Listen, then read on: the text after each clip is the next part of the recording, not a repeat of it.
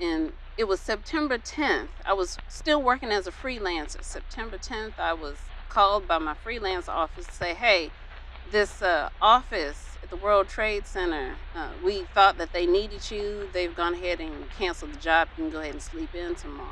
No. I was supposed to be there. Oh my gosh. And then in the morning, my mom and everyone is trying to get a hold of me, and I'm like, what's going on? Turn on the TV, turn on the TV. Yeah. And I'm like, is this a movie? I said, no, this is what's happening. We thought you went into work.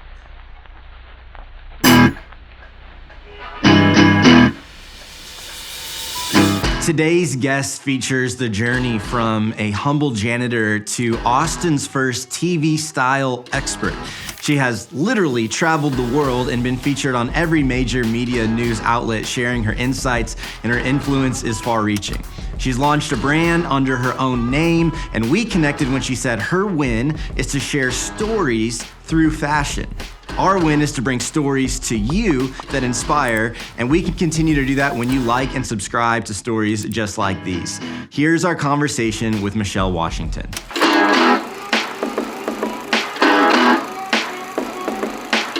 Michelle, thanks so much for making the time. We've been just excited for this convo. And I personally, just to be honest, I'm intimidated because I know nothing about fashion. I'm like, this is the biggest gap, I think, of anybody we've interviewed, my expertise and yours. So I'm just gonna be like, tell me all the things. But we're so grateful to have you. And I think even before we get into your career, your expertise and all that, just to get to know you a little bit, where are you from originally? Where were you born and raised? Born and raised Austin, Texas. Okay, that is increasingly rare. So that is awesome. You're from here. What about siblings? Kind of childhood dynamic growing up? What was your kind of home life like? Real humble. Yeah. Single parent upbringing, single family parent household, but always full of love. Okay. I wasn't born with a silver spoon in my mouth, as people say. But for sure, there was no way I could say I was missing anything. I didn't know what I was missing if there was something missing. Yes. So, yeah. Okay. Very much so about being together, discipline, love, and most of all, education, because there was no way you were coming out of my mother's house saying that you were not getting a college degree. That was happening. I love it. What would you say, young, was there any sign, an early interest in fashion or anything? Did that start later? Was that signs of that early? Oh, well, let's just say it started in the womb. I like it. We'll just put that date on there.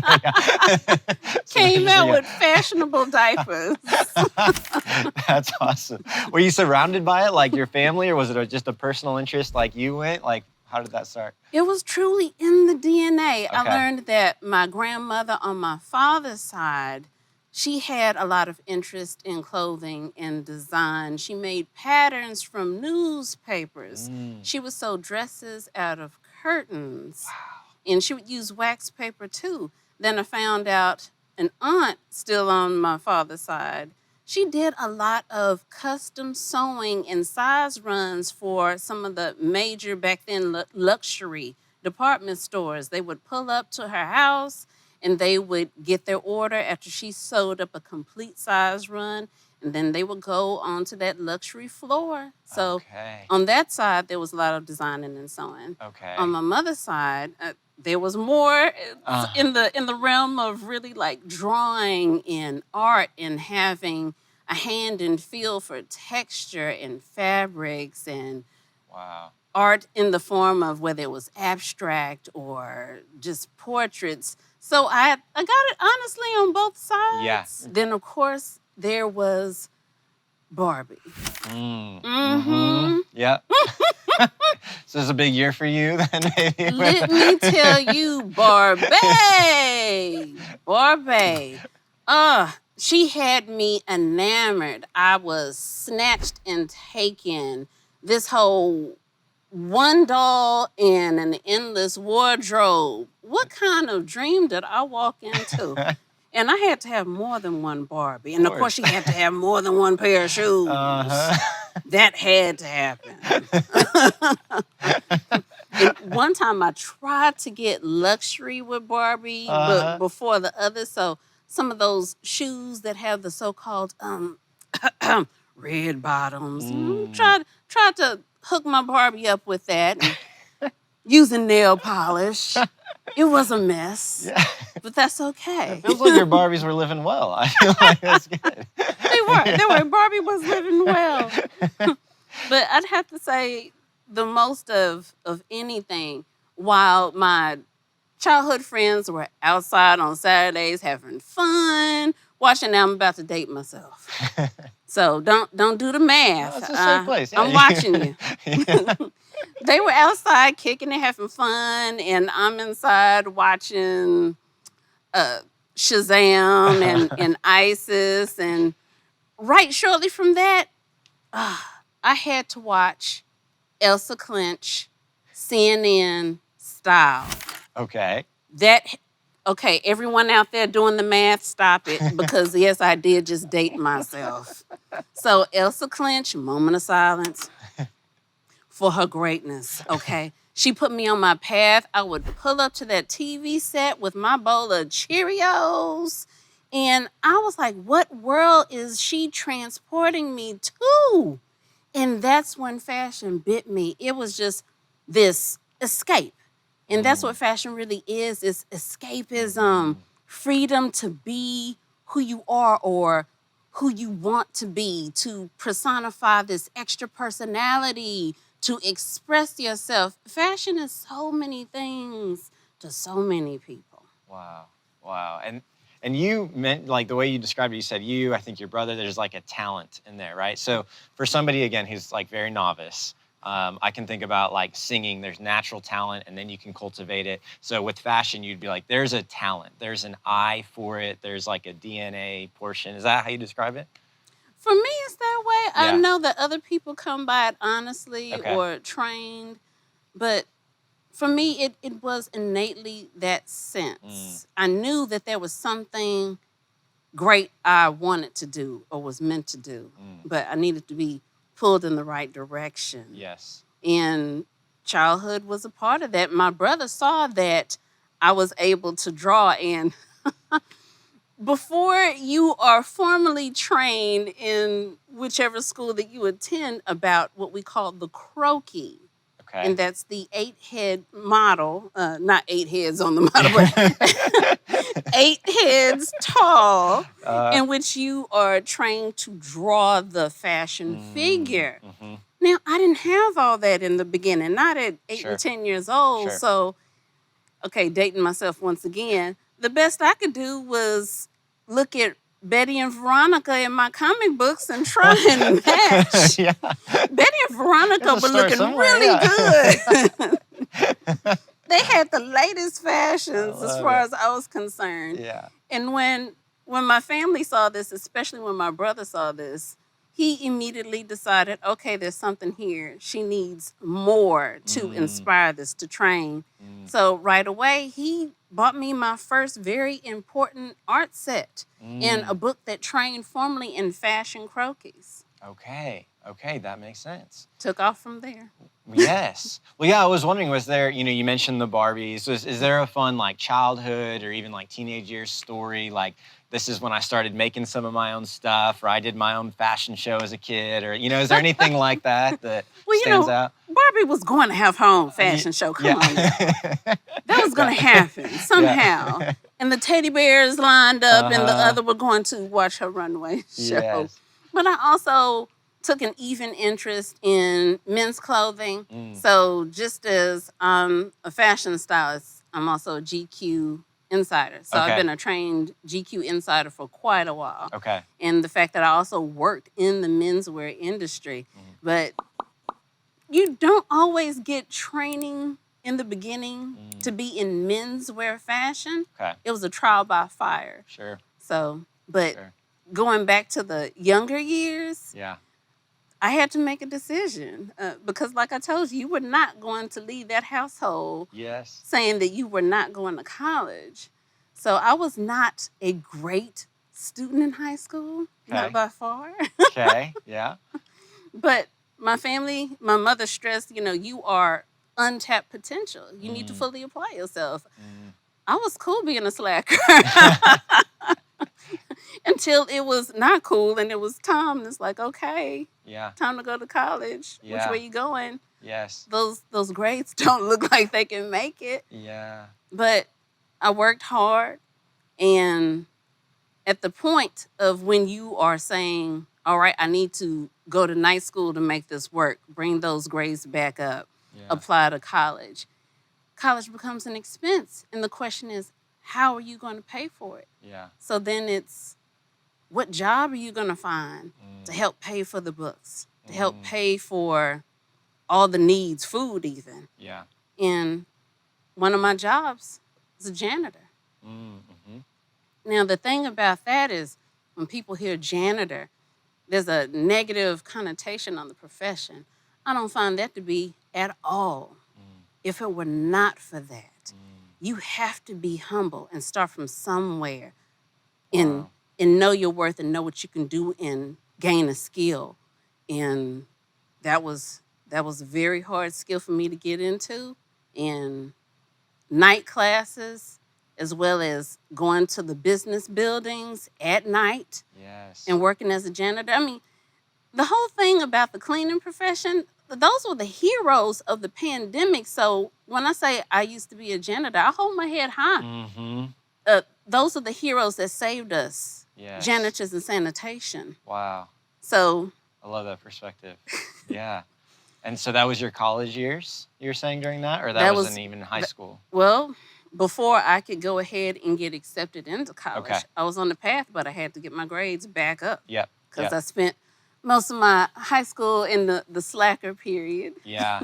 I think everybody should have to go through like a path like that. My first job was at a gym. And so like every hour I had to go on the machines. You're wiping off sweat and hair and people up there working out. And I'm like on my knees on the floor, like scrubbing, like don't mind me, like there's a humility, there's a work ethic, there's a way you start to see the world. I love that you included that, in your story. It's so great. Yeah. There came a moment that, as they say, benchmark you to the next step. Mm-hmm. Yeah. So it was one lawyer's office late at night. Mm-hmm. She was there doing her hard investigation and her paper shuffling. And I was vacuuming near, what was this enormous wall-size print of a degree. I don't even know where you go to get your... Let me make sure. I was like, wow. I mean, really proud that you blew it up to a wall-size poster. That's funny. And so I just spent a lot of time in front of that degree, vacuuming back and forth, staring at it. Wow. And long enough for her to notice and to get up from her desk and walk over and say, well, what are you doing? And I said, I'm just looking at this degree. And she says, well, why are you looking at it? I said, well, one day I'm going to go to college. I'm going to get me a degree. Her response, you missed a spot. Keep picking up the trash. No. Long story short, I'm now her alumni. Same college. Wow. Did you ever go like shake her hand again once you got the degree? I don't know where she is. I would have loved to see that moment. That'd be fun. All I know is like, remember me? Wow. So tell me about the college path then. You said, it took some years to get ready to be able to go. And where did you end up going and what did that look like? I went to Baylor University. Wow, good for you. Yeah, that's I'm awesome. a bear. Yeah. No. I'm a Longhorn, but I feel like we're okay with Baylor. There's a lot of other schools before you guys that we have issues with. So. You're cool with me. Yeah. You're cool with me. Yeah. That's awesome. So you went to Baylor, and what degree did you get from Baylor? Fashion design. Okay. Yep. I had you went to there go for it. You knew. Yeah. Life commitment. I knew right away what I was going to commit myself to. Okay. Yeah. Doesn't You were mean it locked was in on it. easy though. Yeah. Wow. And so what was that experience like? It was, You go into the college fashion degree program. Mm-hmm. You have maybe 30 or so people around you with the same aspiration of a fashion design degree. They tell you, look to the left, look to the right. One of these people will not be here to cross this graduation stage with you. Wow. And it was true. Started with that many people, whittled it down to half the amount. Some of them, I kid you not, said, this is too much. I'm going to go to med school instead. I'm like, what is it about this? We're going to take a step back. And do some med school. That you're saying med school is easier? Yeah. What do you think it was? What do you think people were pointing to when they said that? It may have been day one when you think, okay, you're just going to sit down and maybe open a couple of books and get your first homework. No, day one was there is paper at your station and measuring and rulers. You need to start making your first pattern. We just got here. And there was crying. Yeah. So just jumping right in type thing and projecting that into the future, like I'm out. I don't want to stick with that. Yeah. A lot of people were out. Yeah. I was almost out. Yeah. Let me just say, math and I were not friends in high school. Mm-hmm. Fractions, all that. Yeah. So a lot of people can relate with that. Yeah. Yep. So knowing that history with mathematics in high school, I didn't know it was going to catch up with me. When I was faced with creating a pattern from scratch, it's nothing but fractions, nothing but math. You have the reality is, fashion is not just what I see on Style on CNN with Elsa Clinch. It is math. Yeah. It is Rude combinations, rude awakening. Yeah. And thank goodness for a wonderful mother that is like, I'm going to help you get through this. Yeah. It's like, you need to learn this over again because this is going to serve you for life. Fast forward, I'd have to say my mother retrained me in fractions so well. One of the companies that I worked for when I went to New York, because I lived in New York for 10 years, we'll get to that. Okay. Their whole line skyrocketed in sales because of my accuracy with the math on their patterns. Wow, just full circle. Yeah. From day one of the interview, no one could solve the problem that they gave all of the interviewees. Wow. And I solved it in 5 minutes. That's incredible. What do you think was different about you? Why do you think you stuck in the program? Like, what was your why, or what relationship supported you, or what was different? The why was commitment. Inside, when you say that this is what you want to do, you have to honor that. And I know that in life's journey with some people, they have to sidestep. It's okay to take a detour, but honor that part about yourself and come back to it. That's your inner compass. And also my family. My family, and I'm sure other people's family, but in my story, my family has made a lot of sacrifices for me. They've had to take detours. They've had to do things that they didn't see themselves doing, but it was in the name of supporting their family. And for those that have gone before me, my ancestors, and those who are still with me, I never, to this day, want their sacrifice to be in vain. And everything I do from that point and even now is for lifelong legacy for them, to let them know what you poured into me will carry on. Yeah, that's powerful. It feels like you'd have to have something that runs deeper, and that makes perfect sense. It's bigger than you. It's somebody who's already sacrificed for you, and that drive. And I love the commitment, especially in our culture today. I mean, that is easier to jump ship from things than ever it feels like. And so it's impressive. It shows the strength of character you have. It's amazing. And so how long you were at Baylor? Was it a 4-year degree? Was it? 4-year degree. Yeah. And when we fast forward, when we say, well, what is something people don't know about you?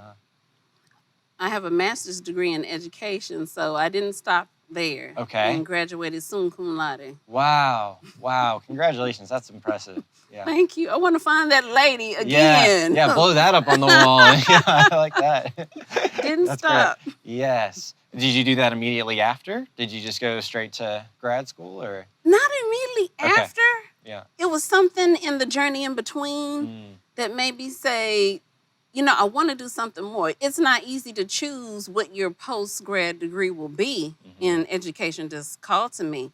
And I love the pairing of the fashion design degree with the master's in education, because as a TV style expert and fashion stylist, I'm called to teach people what to wear, how to wear it, and to also cater to the style of learning. It's when you learn about how people learn, literally, when you learn about how they learn, then you know better how to give them information that they can retain. Yes. So that's where. That was the connection. That makes so much sense. Just wanted to communicate this passion, this skill that you had. Wow. And that served you so well since, it seems like. So there you get your master's in education. And so what does the kind of post-college years start to look like as you jump into your fashion career? What was the first step or stage from there? Oh, well, somewhere in there we have to talk about New York. Okay. So that's 10 years. And a lot of people say, well, what made you leave New York? Well, sadly, and also historically, it was the Twin Towers. And it was September 10th. I was still working as a freelancer. September 10th, I was called by my freelance office to say, hey, this office at the World Trade Center, we thought that they needed you. They've gone ahead and canceled the job. You can go ahead and sleep in tomorrow. No. I was supposed to be there. Oh my gosh. And then in the morning, my mom and everyone is trying to get a hold of me. And I'm like, what's going on? Turn on the TV, turn on the TV. Yeah. And I'm like, is this a movie? He said, no, this is what's happening. We thought you went into work. How does that impact you? Like thinking back on that, thinking you're supposed to be there, like how do you process that? There's never a September 11th in my life that will ever be the same, that will ever be a date on the calendar that I won't remember every moment vividly of what happened.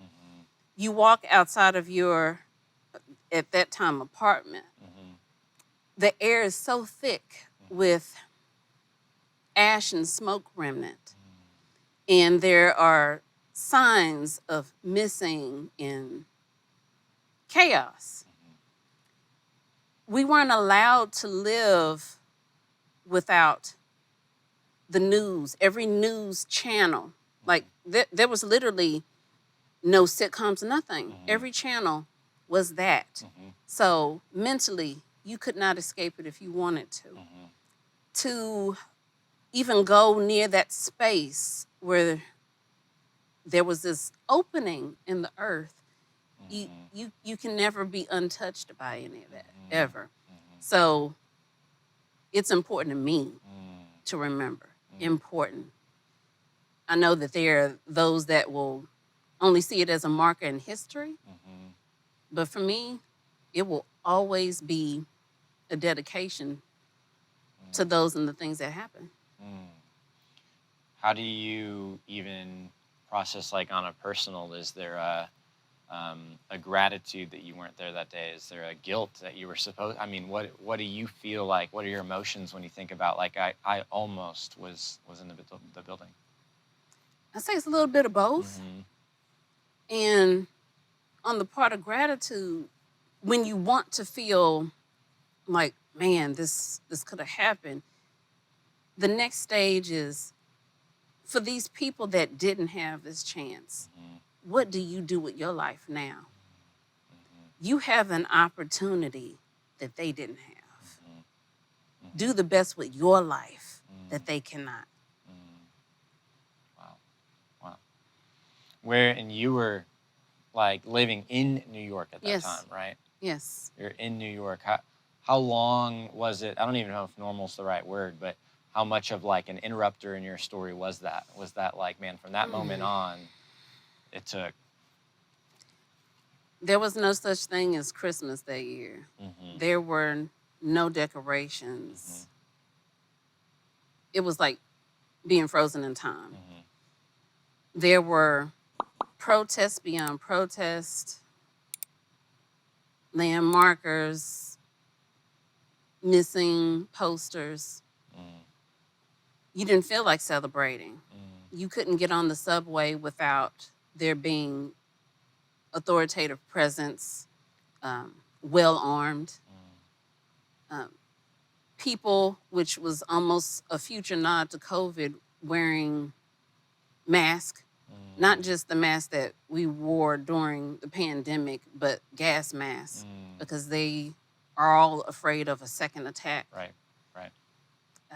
One of my friends, he saw it even closer because as I slept in, he was in the Grace building on the 42nd floor, and the windows are huge glass wall like, watching this happen. And at the time, he was ex-military, so he ducked and dodged and knew how to get to safety. But everyone has their own version of how they saw it happen. Yeah. And how far they ran from downtown all the way up to, I was living in Harlem at the time. So was my friend. From that distance all the way up to Harlem. It'll forever be with me. Yeah. I just can't imagine, because it's, everybody knows where they were, regardless of where they were on like the planet on that day, much less like in New York. I was in Ohio, and so there was, one of the planes went over Ohio airspace, so we felt connected to it. I can't imagine, it's just the world, obviously I've visited the memorial since and everything. It's incomprehensible to know what that would be like, and having a personal connection to being, you're supposed to be there too. So you included that in your kind of start of fashion journey. Did that impact like what you did or employment or how long you were there? You wanted to leave it? Like what was the inclusion in terms of? It's interesting the way you put that, because the inclusion of that experience put me on a plane to the other side. Christmas wasn't Christmas. Yep. I needed to do something. I headed straight to France. Okay. Yeah. Here I am. Getting away from it. Yeah. Getting away from it. And they say, hey, don't travel by yourself. And I was like, gotta do it. Yeah. Yeah. So hopped on the plane, went to France. I was on the Alpes de Huez. Okay. And every person there in French said, you're not going to make it. This is a snow-capped mountain. You're not going to get up there. Obviously, it was meant to be. I made it up that mountain. Oh, my goodness. Wow. But the travel from there, whether it was for a fashion job or by myself, just kept reaching and reaching, because I got really thirsty for the inspiration. Okay. And all of that tied back into everything that I did. It allowed me to be limitless, to not put boundaries on myself, to say it is now or never. Look what happened. You live this life you have now, or you don't do it at all.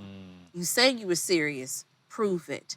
And to be in the middle of the European fashion market, that was a huge, huge thing, even just the street fashion. Yes. So even though something traumatic led me there, it kept me inspired and tied into my experiences. Yeah. Then also my jobs became about that. Yep. Job-wise, I had to spend more than 6 months in Asia. Wow. And that was a very interesting journey. Sure. Yeah. Well, tell me about, so, looking at your resume, it's like feels like fashion clothing company in the world you've been a part of at some point. Were you doing like freelance work and project to project? Were you a part of like an organization, or what? How did your kind of work journey start in fashion? All of the above. Okay. The bottom check. Yeah. Yeah. So yes. doing whatever I could to stay in the field. Yeah. I never wanted to get up. Wow. Were there times where you thought you would give up? Absolutely. Yeah. Yeah. There's one thing I would tell people that just entered the business and they had a hard time, be it young or close to my age. They're like, oh man, this happened and I can't believe, and the fashion industry and this and that. And I'd say, you know what? Fashion owes you nothing. Fashion does not have to love you. You're here because you said you loved it. So Yes. you get up, dust off, go back at it. Owes you nothing. Wow. But, y'all can break up if this is not for you. Yes. Yeah. Well, it feels like it ties back to that commitment thing that you talked about, to say like, hey, the past, there might be side steps and so on, but at this core, it's just who I am, what I'm called to. I'm going to stick with that, right?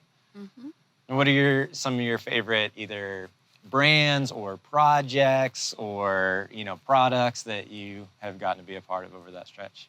Oh, well, I won't be mentioning those brands, but we can hint around a very prominent sports tennis shoe that serves all other sports industries in Oregon. I don't know what you're talking about. No.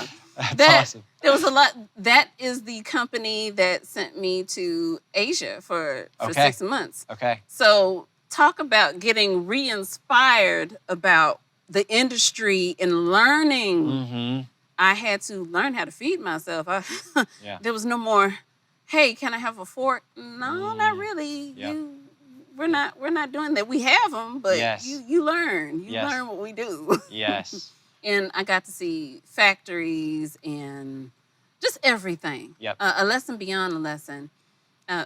One of the things is that no matter what I did, it was all going to come right back to New York. So New York was a hub for a lot of these businesses.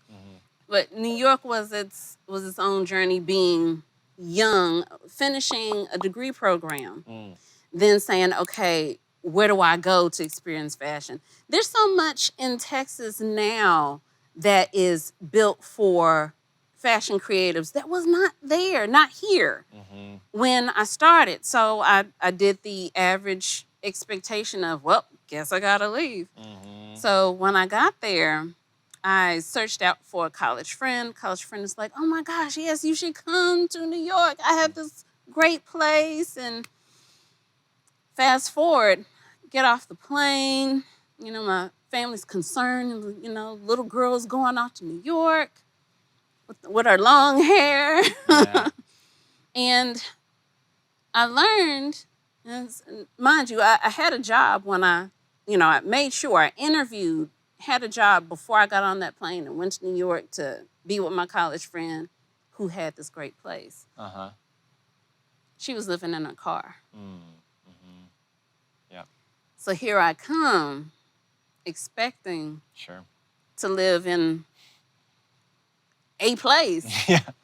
And she was living in her car. So at that moment, I was homeless. Okay. Didn't want to tell my family because I felt I made this decision as an adult and I want to show my worth, that I can pull myself up and get somewhere. They didn't know for the longest time. Y'all know now. Big reveal, surprise. Yeah. Yeah. And from the car, moved us into a condemned house. Okay. So I was living for homeless for a year in a condemned house. Wow. And I saved and did what I could to pull myself out of that. So there's been journeys upon journeys. Yeah. In that temporary, I'd say a year is temporary. There are a lot of people, still out there. Yeah. That kind of journey taught me to really look out for myself, to not be, how can we say, unaware, innocent about my surroundings. fast forward, I joined a karate mixed martial arts school so that I can continue to take care of myself. Something else Yeah. people don't know about me. Yes. Yeah, mixed martial arts Yes. and competed. Wow. I have 2 to 3 weapons I was considered an expert at. First being nunchaku, Wow. second being the bow, Okay. and then I learned the size, the metal points. Yes. And I competed in battle and fighting and in kata. Yeah. So roundhouses were my specialty. Takedowns were my specialty. Wow. Boxing was my specialty. And I have the trophies and 13 medals. Oh my gosh. So You really seem to just be like a lifelong learner. I mean, you were talking with our media guy before we started shooting about video editing and production and all this stuff. And you've got this whole mixed martial arts world, fashion design, an education degree. I mean, it really is.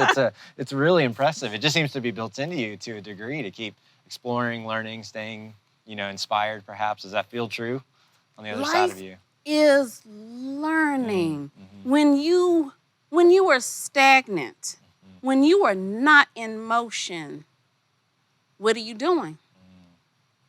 You're sitting on the sideline. Life is passing you by. Progress is the secret sauce to life. Progress is what makes life that much more intriguing, interesting, worth living. Because if you stand still and you are working on someone else's dream, because that's what will happen. It's okay to get into a position of where you're doing things for your survival, for your needs, for your family's needs. But if you are not serving your soul and your soul's ambition, it's not life anymore. Well, I think it's inspiring because I think it's easy and when you're, especially for our adult audience, to just kind of think that's your childhood, that's your teenage years, maybe college, and then you just kind of stagnate. It maybe gets harder, it takes more effort or whatever. I know you're only 29 years old, but I mean, it's just... we won't tell the rest. There's just there's that it's easy to get stuck the more in your normal ways and what you know. And this kind of lifelong, journey. I love you jumping in at different phases to a new area, a new skill that's gonna, further my career in this area. It's really inspiring. It really is. Thank you. So when did this start? How long have you had stuff, with your own name in it? This was a journey, still is a journey. My mom had always said, well, Michelle, you went to school for fashion design.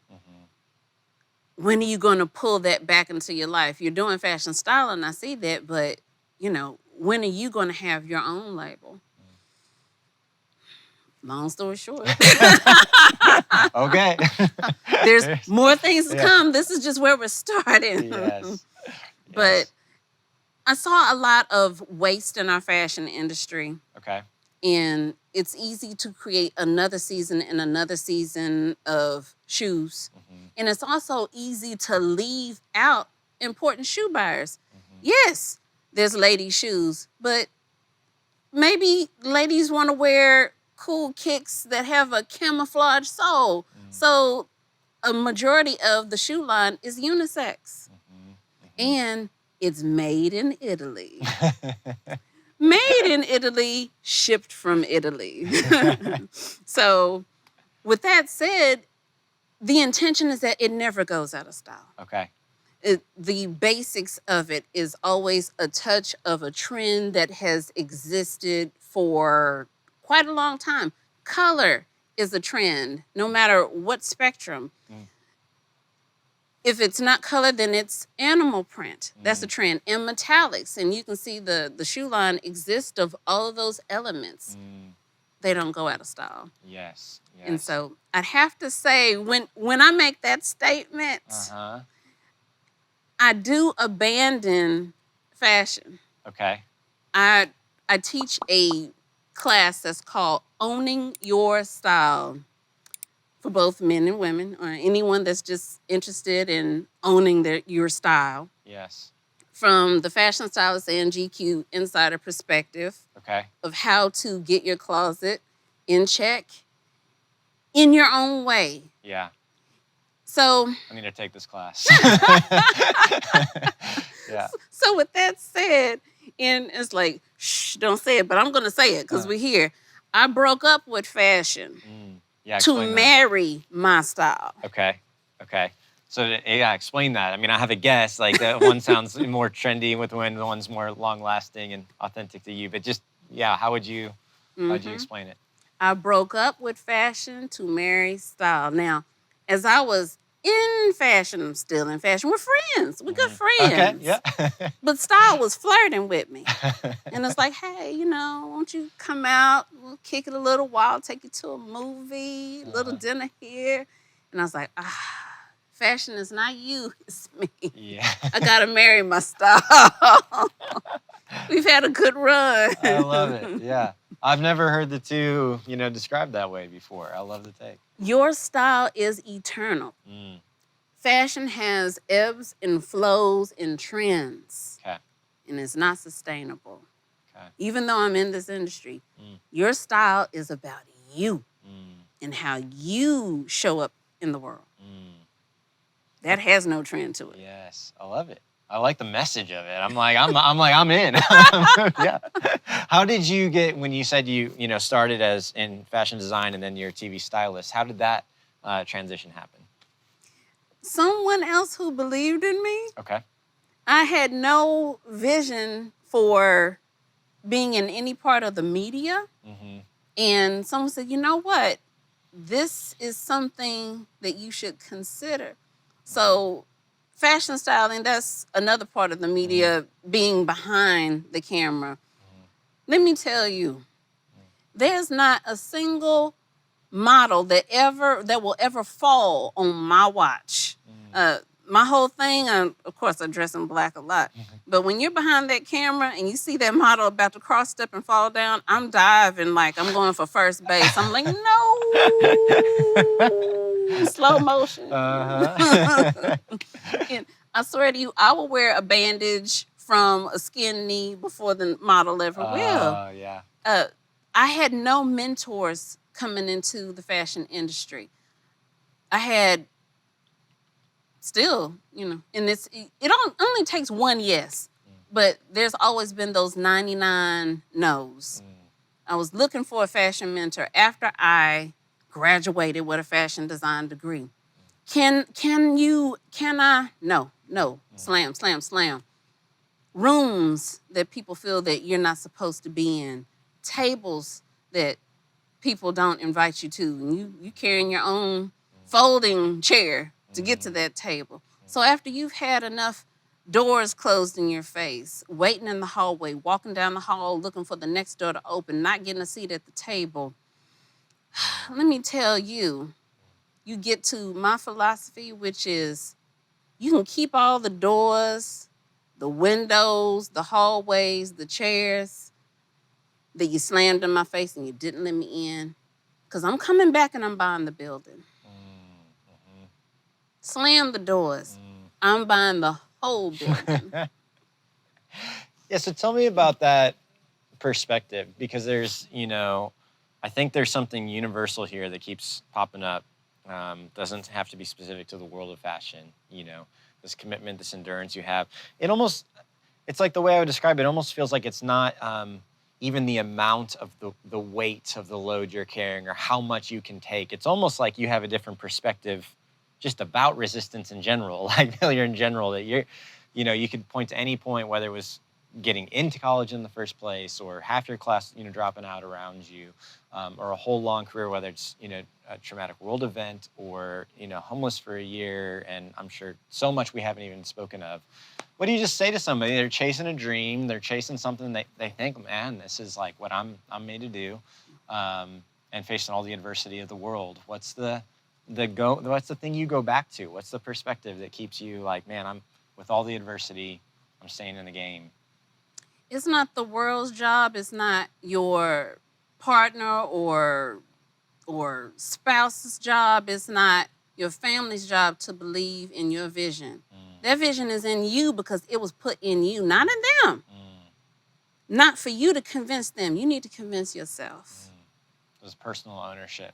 Personal. Personal. Taking responsibility. And say to them, oh, I get it. Okay. I can't do that. Not only will I do it, I'm going to take pictures along the way.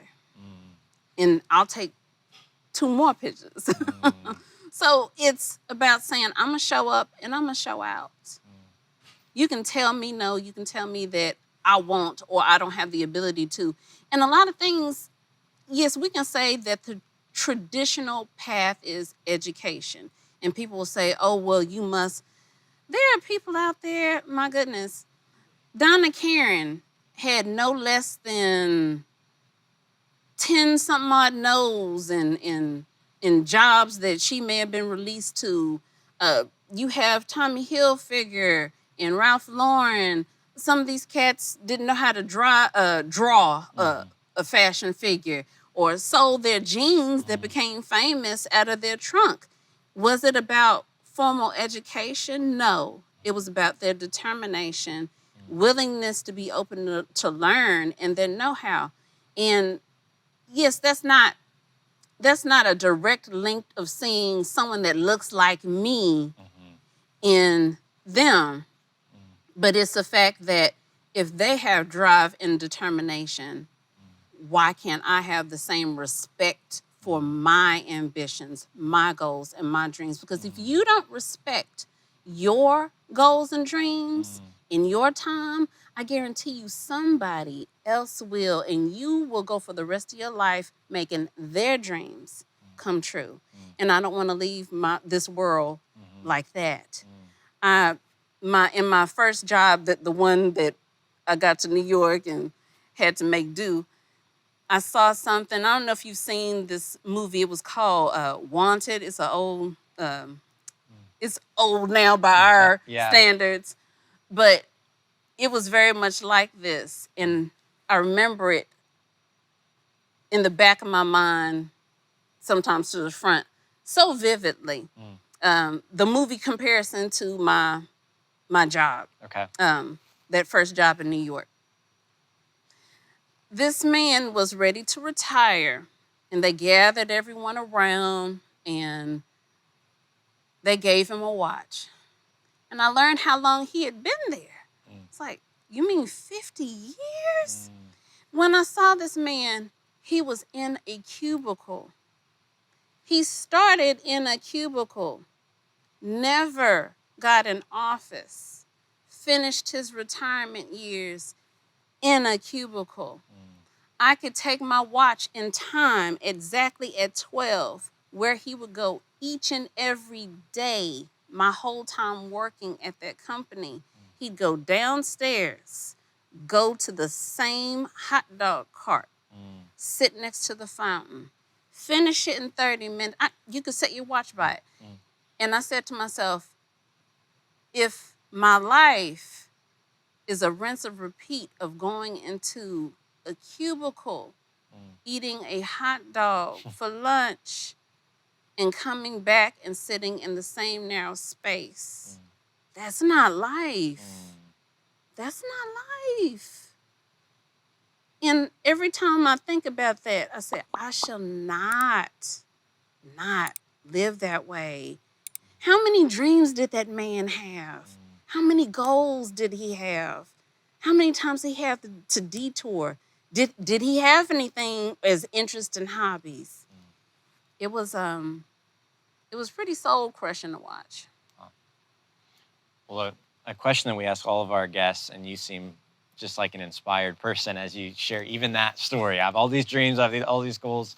We just ask everybody, what inspires you today? What gets you out of bed in the morning? What causes you to dream right now? What inspires you? That I have so much more to do still. I'm not done. My dreams have dreams. And some people will say, oh, well, that's her idea, I'll take it. I'm like, you can have it, because my dreams are birthing dreams, and then those dreams are marrying another dream, and they having dreams. So. I love it. There's a future version of you. that inspires you? There's a future where you want to be, what you want to have done, accomplished, experience that seems to maybe inspire you today. Is that fair? That's fair. Okay, I love it. My family is also a huge motivation behind my dreams and goals. That I'm doing it for them. Yep, yep. Well, I know we've got the cameras here, but I feel like you've been preaching to me. I feel like I'm inspired by it, so I appreciate it. I know your schedule is packed. Thanks for sitting down, having a convo, getting to know you. Oh, So thank awesome. you.